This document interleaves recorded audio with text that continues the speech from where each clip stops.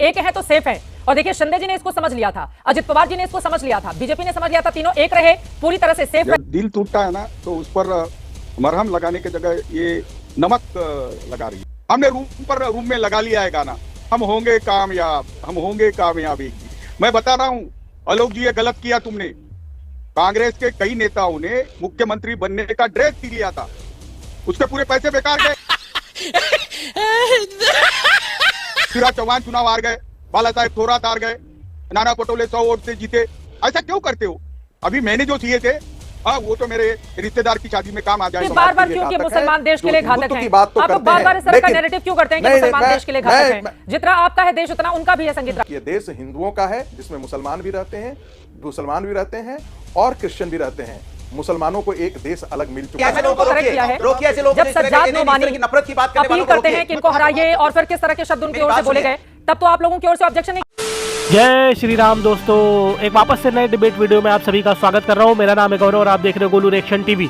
तो दोस्तों एक बार फिर से धमाकेदार डिबेट वीडियो लेके आ चुका हूं। सभी से रिक्वेस्ट है कि वीडियो को अंत तक जरूर देखिएगा और लास्ट में एक कमेंट करके जाइएगा। दोस्तों जैसा कि आपको पता है कि महाराष्ट्र में जिस तरह से जो भारतीय जनता पार्टी की जो बड़ी बहुमत से सरकार बनी है जिस तरह से, और भारत की जो विपक्षी पार्टियां हैं खास करके कांग्रेस और उद्धव ठाकरे की जो पार्टी शिवसेना है, ये लोग जो है ईवीएम पे सवाल उठाते नजर आ रहे हैं। दोस्तों संजय राउत को आपने सुना होगा, उन्होंने किस तरह से बोल दिया कि ये सब ईवीएम की वजह से जो है भारतीय जनता पार्टी चुनाव जीती है। तो दोस्तों आज की डिबेट में जो उद्धव ठाकरे की प्रवक्ता है जो किशोर तिवारी करके, आज आप लोग देखेंगे दोस्तों ये तो डिबेट में कॉमेडी करते हुए नजर आ रहे हैं। बोल रहे हैं कि हम लोगों ने ड्रेस सिला दी थी कि जो है उद्धव ठाकरे जो है मुख्यमंत्री बनेंगे, लेकिन तुमने जो है ड्रेस हमारी जो है बेकार हो गई। दोस्तों आज की डिबेट में संगीत रागी ने बहुत अच्छे से जो है इन लोगों को अच्छे से एक्सपोज कर दिया है और किस तरह से हिंदू जहाँ जिस तरह से वहाँ पे जागा है और जिस तरह से इन लोगों का हाल हुआ है उस पर संगीत रागी ने बहुत अच्छा जवाब दिया। तो चलिए दोस्तों ज़्यादा देर न करते हुए डिबेट को शुरू कर लेते हैं। चैनल पर पहली बार आए चैनल को सब्सक्राइब जरूर करिएगा दोस्तों। चलिए वीडियो की ओर चलते हैं। बहराइच में दंगा किसकी सरकार में हुआ? इनकी सरकार में हुआ। आज संभल में हुआ किसकी सरकार में हुआ? आपकी सरकार में हुआ। तो आप अपनी सरकार का ये दंगे नहीं हुए संभल में। आप इस तरह का संभल में दंगे नहीं हुए, भूचाल आए समाज संभल में पुलिस वालों पे पथराव कर रहे थे आपके लोगों की मौत। क्या बोलते हैं इसको? क्या बोलते हैं इसको? इसके मतलब आप कानून व्यवस्था और व्यवस्था ठीक से नहीं बना पा रहे हैं। बीच में चिल्लाना आपको इसलिए पड़ रहा है क्योंकि आपके जब आप लाजवाब हो जाते हैं तो बीच में तब टपकने लगते हैं। तो आपको जो टपकने की आदत है ना, सुनिए टपकने की जो आपको आदत है, याद रखिए समाज के अंदर में नफरत की राजनीति करने वाला कोई है तो भारतीय जनता पार्टी। किशोर तिवारी जी आप तो मतलब दुख में भी इतना मुस्कुराते हैं ना सर कि मतलब कोई सवाल क्या ही पूछे आपसे। अब जरा ये बता दीजिए क्या से क्या हो गए देखते देखते। कहां मतलब आप लोग 56 सीटें जीते थे 19 में, कहां 20 पर आकर अटक गए। वो भी यह हाल तब हुआ जब गद्दार न जाने किन किन शब्दों से आपने शिंदे गुट को नवाजा। और एक उनकी परफॉर्मेंस देख लीजिए, एक अपनी परफॉर्मेंस देख लीजिए। ये सब कुछ काम नहीं आया। एक है तो सेफ है। और देखिए शिंदे जी ने इसको समझ लिया था, अजित पवार जी ने इसको समझ लिया था, बीजेपी ने समझ लिया था, तीनों एक रहे, पूरी तरह से सेफ रहे। 80% के ऊपर स्ट्राइक रेट बीजेपी का रहा। और आप लोग देखिए किशोर तिवारी जी क्या होगा। जब दिल टूटता है ना तो उस पर मरहम लगाने के जगह ये नमक लगा रही है। चित्रा जी, मैं तिवारी हूं, तुम चित्रा जी हो, ऐसा मत किया करो। अजय आलोक जम गया तुम्हारा, अभिनंदन। मेरे तरफ से शुभकामनाएं। मैं बोलता हूं अडानी अंबानी और महायुति एक है तो महाराष्ट्र की लूट है। चलिए आज आप जीते हैं और आपको ईवीएम मैनेजमेंट कमेटी ने पहले ही 135 बता दिया था तो आपने बोल दिया था। चलता है तुम्हारा, कोई प्रॉब्लम नहीं। हम हारे हैं। और मैंने तो झारखंड भी बोला था नहीं जीत पाए। अरे रुको ना यार, अरे जब चुन के आते हैं तो विनम्रता भी आनी चाहिए। तो एक बात बताता हूं मैं कि हमने रूम में लगा लिया है गाना, हम होंगे कामयाब, हम होंगे कामयाब एक दिन। मैं बता रहा हूं आलोक जी, ये गलत किया तुमने। कांग्रेस के कई नेताओं ने मुख्यमंत्री बनने का ड्रेस पी लिया था, उसके पूरे पैसे बेकार गए। पृथ्वीराज चौहान चुनाव हार गए, बाला साहेब थोराट हार गए, नाना पटोले 100 वोट से जीते। ऐसा क्यों करते हो? अभी मैंने जो किए थे वो तो मेरे रिश्तेदार की शादी में काम आ जाएंगे। लेकिन मैं अभी बता रहा हूं महाराष्ट्र में लाड़की बहन योजना चली और एक बात हमें नहीं कबूल किशोर करना तिवारी जी, पड़ेगा। एक बार फिर से उस बात पे मैं आऊंगी। मैं थोड़ा सा अपने इमोशंस को, मुझे हंसी आ रही है आपको देख के, क्योंकि इस तरह का भाव सारे ही मेहमानों का बन जाता है। आपने कहा कि आपने नए कपड़े सिलवा लिए थे ताकि उद्धव गुट की जब सरकार बनती तो फिर आप लोग शपथ ग्रहण में जाते। इसी तरह से कांग्रेस पार्टी के बड़े बड़े नेताओं ने भी सिलवा लिए थे, लेकिन अब सबके पैसे बर्बाद हो गए और किशोर तिवारी जी अब वो नए वाले कपड़े पहनकर शादी में जाएंगे, आप ये कहना चाह रहे हैं? मैं पूरा डायलॉग मार रहा था, तो कभी कभी डायलॉग के बीच में बोलने से डायलॉग जरा उसका इम्पैक्ट कम आता है। देखिए, रीजनल पार्टी के साथ बीजेपी गई, रीजनल पार्टी के नेता को सीएम बोल के प्रोजेक्ट किया, लेकिन हमारी पार्टी में कांग्रेस वालों ने, हमने बोला उद्धव जी के नाम से वोट मांगो, उद्धव जी को नेता प्रोजेक्ट करो, अगला मुख्यमंत्री उद्धव जी हो रहे हैं ये बताओ। तो और उद्धव जी ने भी बोला एक में की टांग तुम मत खींचो, हाँ कोई एक नेता बनाओ। हमने प्रोजेक्ट नहीं कर पाए, उद्धव जी को प्रोजेक्ट नहीं करने से उसकी कीमत महाविकास आघाड़ी को चुकानी पड़ी।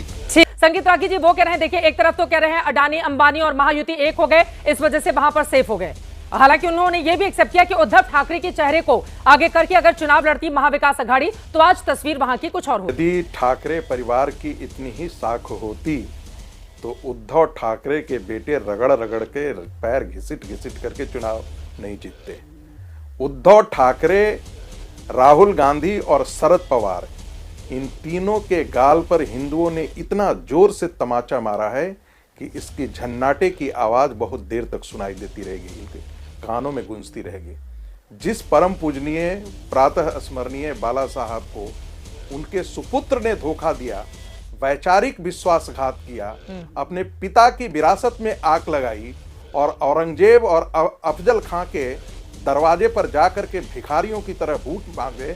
मैं बार बार 2 महीने से हिंदुओं को कह रहा था कि ऐसे धोखेबाज मुसलमानों से भी ज्यादा इस देश के लिए घातक हैं। शिवसेना का उद्धव ठाकरे मुसलमानों से भी, उन रेडिकल जिहादियों से भी ज्यादा हिंदू समाज के लिए घातक है। मुसलमान देश के लिए घातक हैं, की बात तो आप करते बार-बार इस तरह का हैं, नैरेटिव क्यों करते हैं कि मुसलमान देश के लिए घातक हैं? जितना आपका है देश उतना उनका भी है। संगीत रागी जी, रेडिकल, देखिए सबकी अपनी अपनी व्याख्या है, मैं तो अलग व्याख्या करता हूं कि ये देश हिंदुओं का है जिसमें मुसलमान भी रहते हैं और क्रिश्चियन भी रहते हैं। मुसलमानों को एक देश अलग मिल चुका है।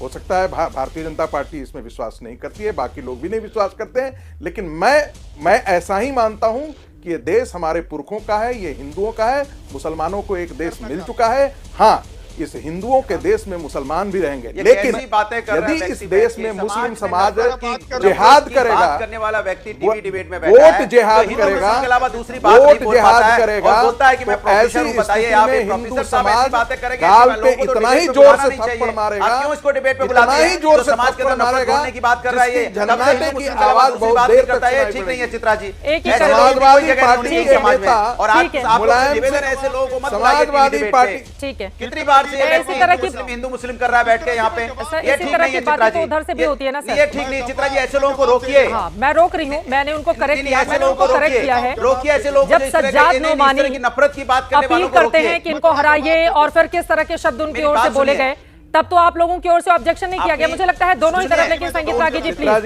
ये देश जितना आपका है उतना ही मुसलमानों का है, और मुझे इस तरह का सर्टिफिकेट राष्ट्रवाद का किसी को नहीं देना चाहिए।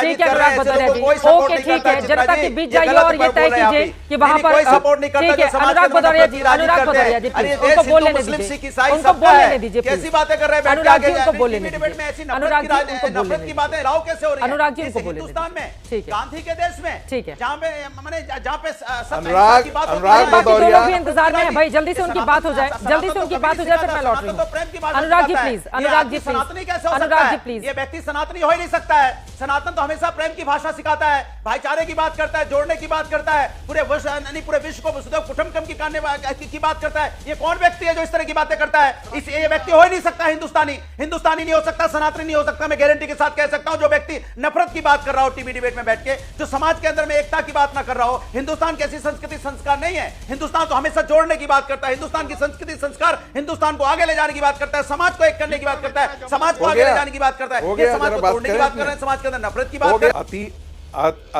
अतीक अहमद भी अहिंसा के पुजारी थे, मुख्तार अंसारी भी अहिंसा के पुजारी थे, और अतीक अहमद के कुत्ते को सहलाने वाले मुलायम सिंह भी जो कार सेवकों पर हत्या करवाए, वो भी अहिंसा के पुजारी थे।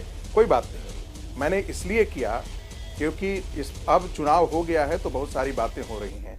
भारतीय जनता पार्टी के लाखों करोड़ों कार्यकर्ता, राष्ट्रीय स्वयंसेवक संघ के वो कार्यकर्ता, गुमनाम कार्यकर्ता जिन्होंने अपने श्रम की आहुति दी और प्रधानमंत्री का नेतृत्व, भारतीय जनता पार्टी का नेतृत्व सफल, और इसमें कोई दो राय नहीं है, शिंदे जी और जितने एक बहुत स्ट्रेटजी अच्छी बनाई, और लाडली योजना जिसके बारे में कहा जाता है ये सब था। ठीक है, मैं फिर कह रहा हूं उत्तर प्रदेश में भी था। हाँ। लेकिन हिंदू तब संगठित नहीं था, इस बार हिंदू संगठित होकर के इनके गाल पे इतना जोर से तमाचा मारा है।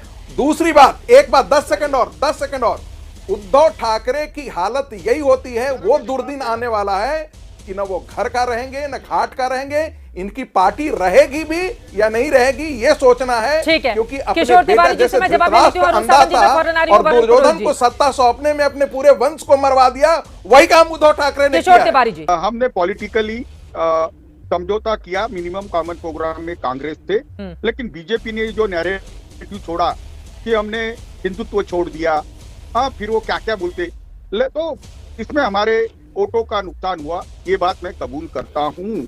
और कांग्रेस ने भी, हम उनके अलायंस में रहते हुए वीर सावरकर को गाली देते थे, सनातन को वो इंडिया अलायंस में गाली देते थे, ये चीज हमारे खिलाफ गई।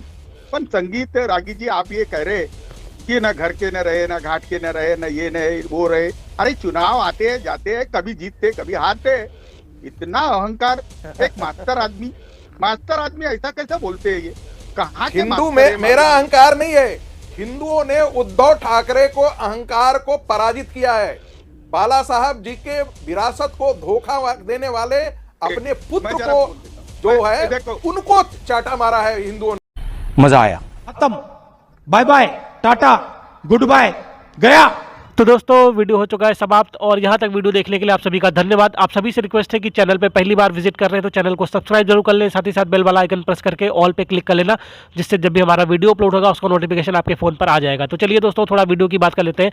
दोस्तों वीडियो में देखा आप लोगों ने आज किस तरह से जो है किशोर तिवारी जो उद्धव ठाकरे की पार्टी के प्रवक्ता है, किस तरह से जो डिबेट में कॉमेडी करते हुए नजर आ रहे हैं। इनकी बातों पर जो है न्यूज़ की जो एंकर चित्रा त्रिपाठी वो भी बहुत ज़्यादा हंसने लगती है और अपनी हंसी पे काबू पा लेती है। दोस्तों जिस तरह से बातें कर रहे थे और बोल रहे थे अजय आलोक जो तुमने जिस तरह से जो महाराष्ट्र में जो हाल किया और कपड़े सिलाने की जो बात कर रहे थे दोस्तों वही, और किशोर तिवारी ये भी कबूल करते हुए नजर आ रहे थे कि कांग्रेस की में जाने की वजह से, हिंदुत्व को मतलब छोड़ने की वजह से हमारा जो है इस तरह से बुरा हाल हुआ। दोस्तों संगीत रागी का जो विश्लेषण था वो भी बहुत ही जबरदस्त था, जिस पर जो है अनुराग भदौरिया जो है हमेशा हरा कुर्ता जो पहन के आता है, हमेशा जो है उठपटांग बातें करता है। दोस्तों आज का विश्लेषण आपको डिबेट कैसी लगी कमेंट के माध्यम से अपनी प्रतिक्रिया जरूर दीजिएगा।